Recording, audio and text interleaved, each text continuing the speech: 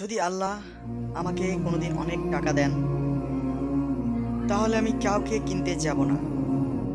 তবে একটা জিনিস কিনবো। যেদিন আমার অভাব ছিল, কিন্তু মানুষ আমাকে অবহেলা করত। কারণ খারাপ সময় মানুষকে মানুষ চিনতে শিখায়।